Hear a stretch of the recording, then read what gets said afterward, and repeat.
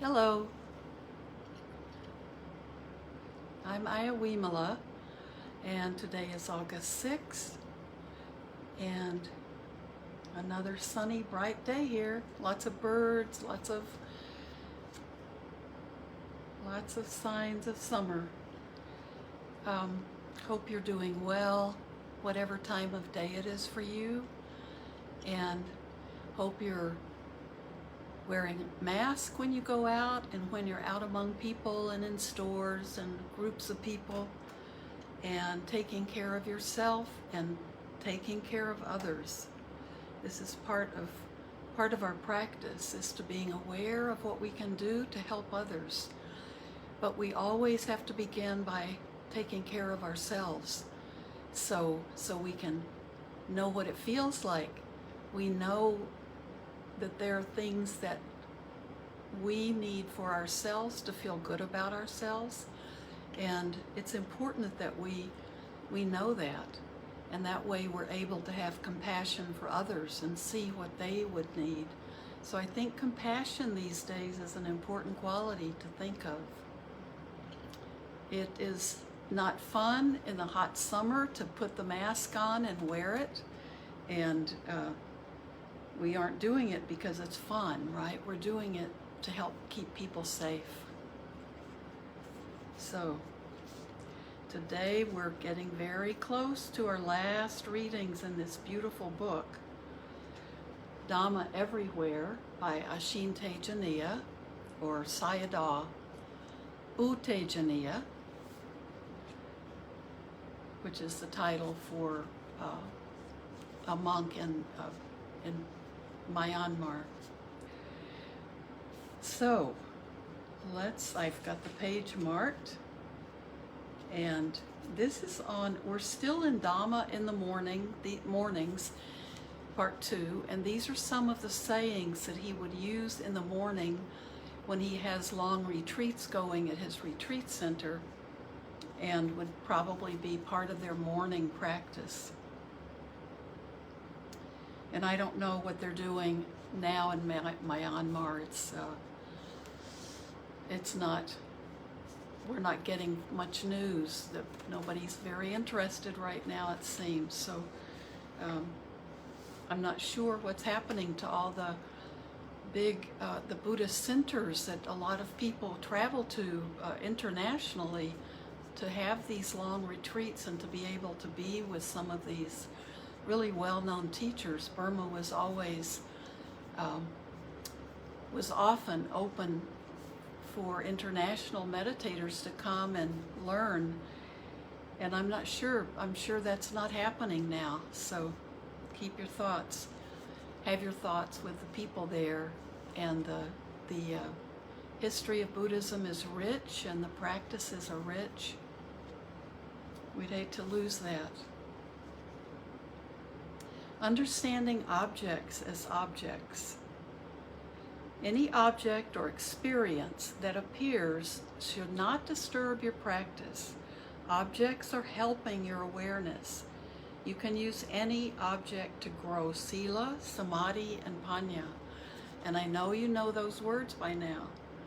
Mindfulness, focused mind, and wisdom. Sila, samadhi, and panya. And we can we can divide the Eightfold Path into these 3 as well. Virtue, I think I said wrong word before. Sila is virtue in our moral behavior. Sila, samadhi, is that balanced focus, and panya is wisdom. I think I was defining sati, or mindfulness. If you have right attitude with everything, if you have right attitude, then everything is no problem, and the object does not disturb you. Any object is a Dhamma object, Dhamma nature. Even pain can be an object. Pain is an object. No pain is also an object.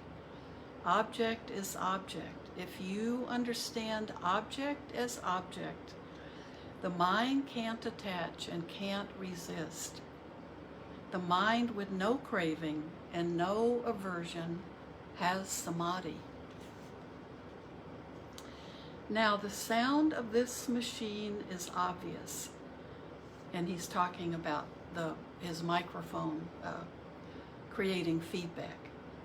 Is this sound a problem? Think about it as it is. Dhamma nature is arising, appearing. It becomes an object that the mind can then know. He's talking about the microphone in front of him. You can be aware of this object and you can cultivate this awareness, concentration, and wisdom. Use this object. If you have the right attitude, you can cultivate awareness, concentration, and wisdom. The object helps you to be aware, awake, and alert. Because of the object, you can learn. You can be aware, and you can understand. And he's just talking about the microphone in front of him, and most likely what arises when there's feedback and that screeching sound. So that's a perfectly good example, isn't it? Anything can be the object.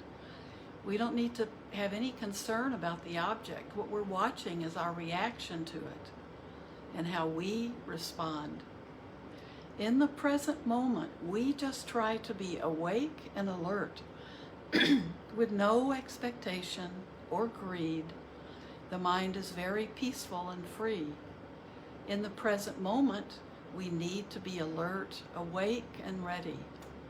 We are just trying moment to moment to be awake. Because of wanting, because of desire, we are not free. If we want something, if we are resistant, the mind is not awake. Without expectation, without resisting, the mind is awakened. Awakening means we know and understand what is happening.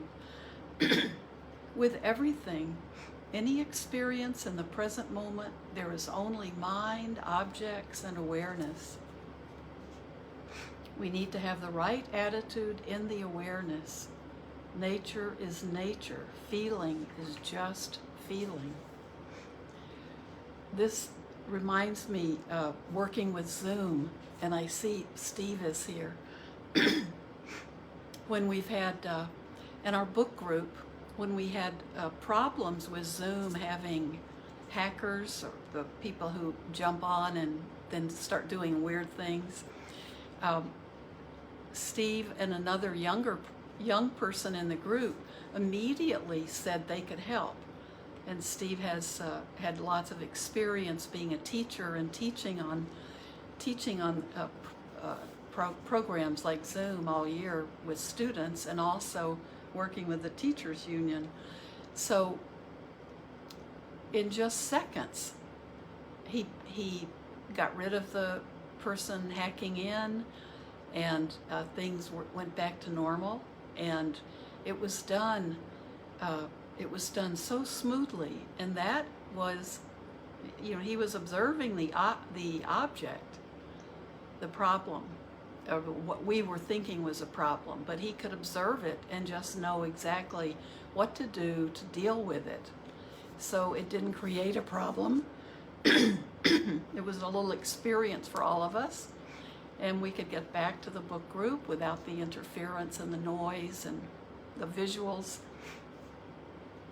And that was such a beautiful example to me of being able to separate. That's the object. Now, how do we respond to it?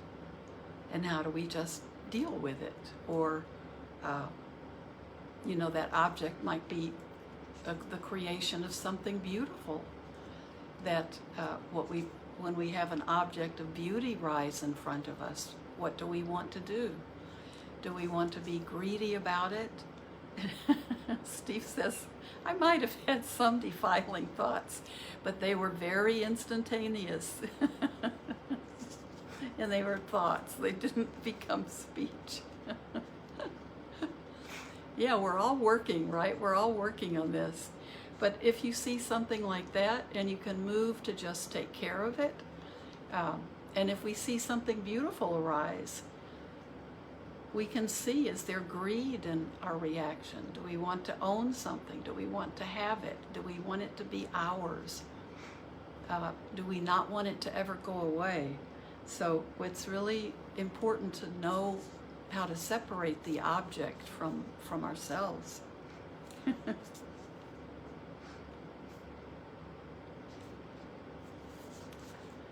Are you sure awareness is there? The meaning of awareness is not forgetting. This means not forgetting to think the right way, not forgetting to be aware, not forgetting the right object. Awareness is not forgetting. Remembering and reminding is awareness. Are you sure awareness is present? Recognize when awareness is present. If awareness is present, then the object is already there. You don't need to focus on the object. You just need to check if awareness is present or not, whether awareness is continuous or not. Whatever is happening in the mind and body is not your responsibility. Experience is experience. The experience is not your responsibility. Your responsibility is to have the right attitude and to be aware continuously. Check again and again whether you have the right or wrong attitude. Reminding, checking, remembering, this is enough. You don't need to use too much energy to focus. The experience is not your responsibility. I think that's really important for us. Our responsibility is to have right attitude and to be aware continuously.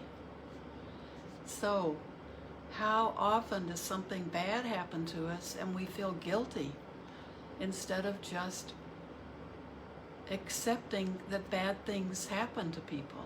We may feel guilty. That was my fault. Why, blame ourselves. And really, our responsibility is not that experience. That happens. Experience happens. We need to have the right attitude and to continue being aware. That's deep, right? How does the mind feel when it is aware? Relaxed or not? Tense for learning.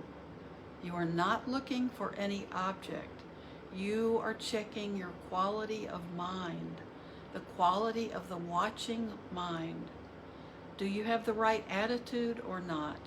Is the mind relaxed or not? Check your quality of mind, the quality of awareness, how the mind is working. If the meditating mind is interested, if awareness is present, you are checking, reminding, and remembering moment to moment. If the mind is stronger and stronger, the watching mind stronger and stronger, it is doing its job. Your responsibility is only to maintain awareness, moment to moment, in a relaxed way and with interest. This, he's describing meditation.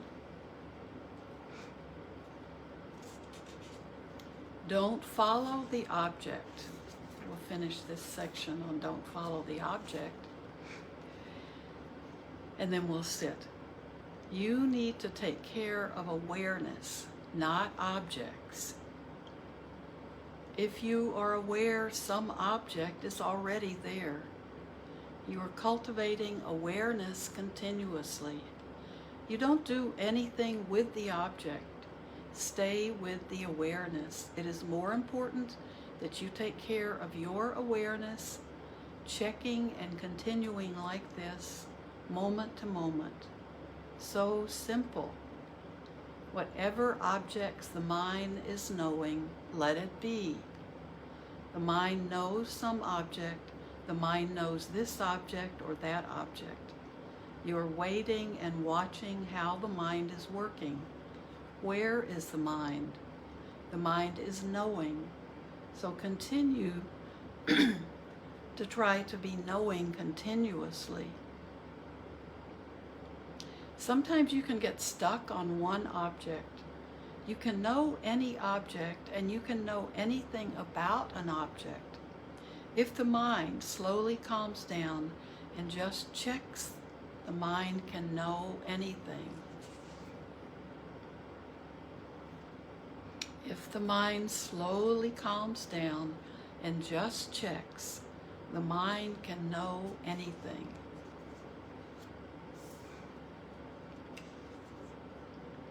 How does the mind react to any experience? Is the mind aware or not? When you notice an object, how do you feel? What do you think? Being continuously aware is very important.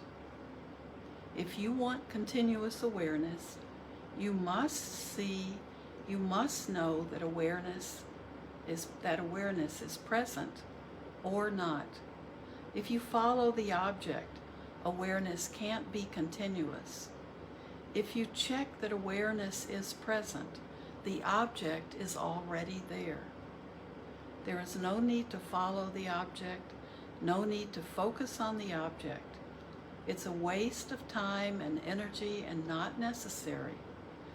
If you notice your awareness is present, the object is already happening. You don't want to fixate on one object. With any object, you just want to know that nature is happening. The meditating mind is important. Knowing, being aware, the mind is working, the mind is aware, the mind is watching. You must have right attitude and right idea. Whatever is happening is experience. The meaning is not important.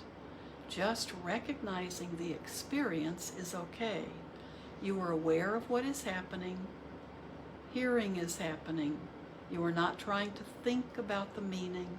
You are trying to be aware of the experience. Knowing you are hearing is enough. Before you are hearing, before you are listening, awareness must be ready. If awareness is continuous, awareness is always waiting and watching. Now you are hearing the sound and silence. Not only the sound, but the silence also. Object is the experience. Experience is the object. We are not following any object. We let the object come. The object is already there, and the experience is always there.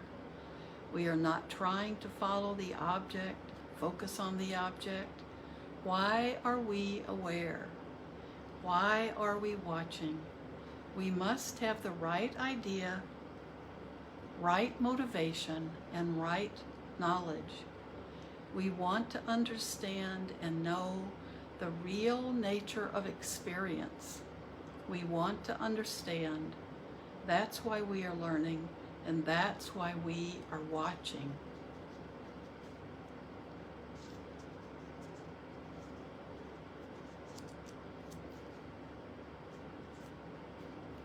It's wonderful. I think it's really wonderful.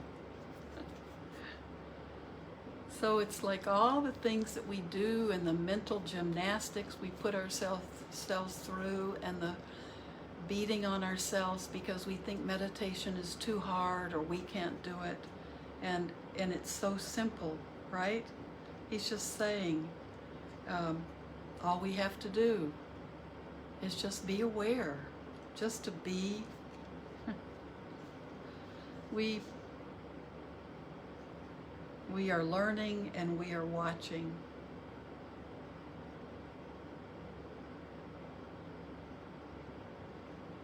We let the object come. The object is already there, and the experience is always there. So there's always something arising, which can be the object. It can be in your body. It can be something that you're watching. It can be a thought that arises. It can be a pain. It can be no pain. And we just observe it. We just observe how we react to it. Isn't it beautiful? And so simple. We make it difficult, don't we? Let's all start making it simple. So why don't we practice together, and hopefully you can continue practicing or pick it up later, or if you're going somewhere, you can see how well you can do with that awareness and that not taking responsibility for the experience. We take responsibility for how we become aware of it and watch it, and how we can keep our minds calm and be able to move through anything that we experience. So be aware of the body breathing, and the breath can be our object as we begin. And he's teaching us that we don't hold on tightly to the object at all. So when we observe our breath, that's our object to help us begin with our practice. I think it helps us also connect with our body.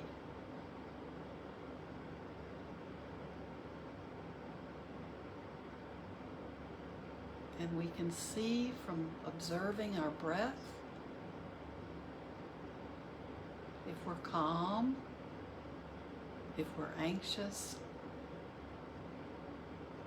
if we're afraid, if we're angry. We can see that in our breath.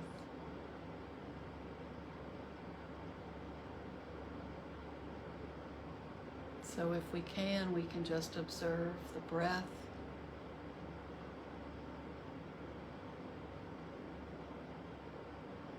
And allow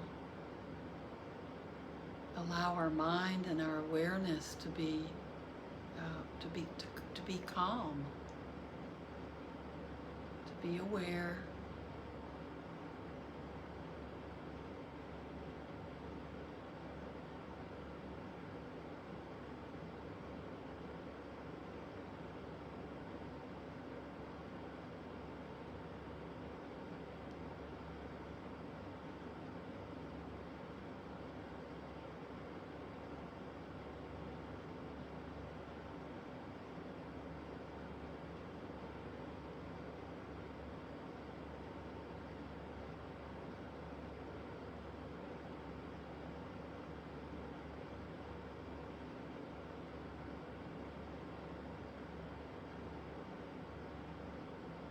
And we can stay with that object, but another object will rise up.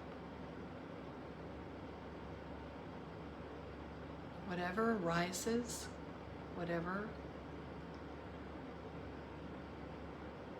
we aren't responsible for what rises up, but we can be aware. We can see if we can have a steady mind.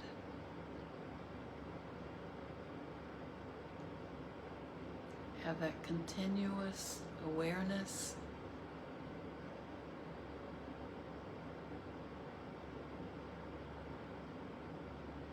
Keep interested.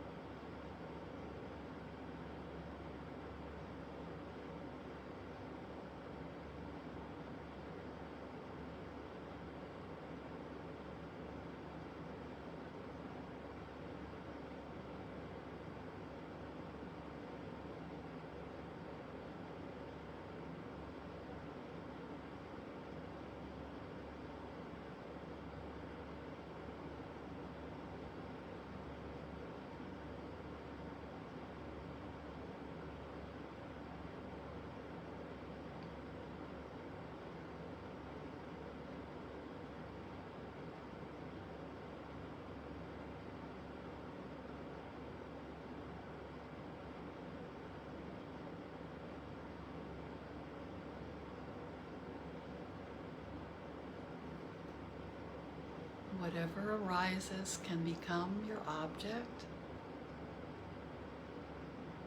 Well, let's not call it your object. It can be an object for you to work with, even if it's just for a minute. Don't cling to the object. Just see how your mind reacts. If your mind can be aware and calm.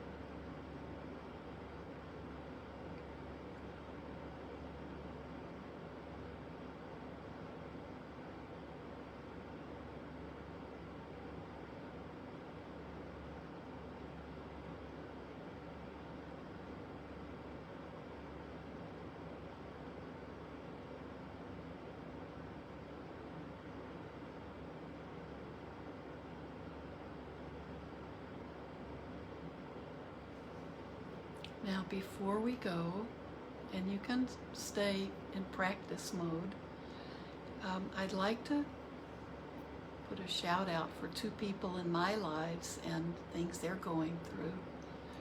My dear friend Angie in Florida has become a grandmother. Her daughter in England had her baby a week earlier, so they're a week early, and the baby's just the lungs aren't quite as developed as they like them to be, and so they're all so excited and happy, and just a little on the cautious side and nervous right now, wanting the baby, whose name is Ronnie, to do as well as possible. And I know he will. He was born into a really beautiful, loving family, and Angie's asked for healing chants and healing prayers. She goes and will get to spend a month with the baby in a few weeks. So I really want to have Angie and all of our thoughts, and the baby, Ronnie, and his mom and dad. And the other is my daughter Kate. Her cat Smokey is not doing well, and he's been battling a couple of things, and it seems to be getting the best of him. But sometimes things are fine, and other times it's rough. So I just want to send metta and just put a circle of love around these wonderful people and their grandbabies and their animal babies, that everything go the way they want, and that they accept things the way they are. So let me know if you have people that you want to send out some special, have this group of people send out special metta. You can dedicate your practice, or you can send merit to anyone who's feeling vulnerable or going through a difficult experience. And we can send metta, and that's so healing. It's healing for ourselves, and it helps keep us open to be available for those people. And that love, we don't know, we don't even see how powerful that love is. So I hope all of you have a beautiful day, and I'll be here Sunday. I'll be here Sunday, same time. So thanks for letting me share that too. So keep practicing if you have the time, and just keep remembering we are not responsible for the objects or the experiences that come our way, but we can watch and be patient with ourselves and keep building our awareness, working with our minds. Thank you so much.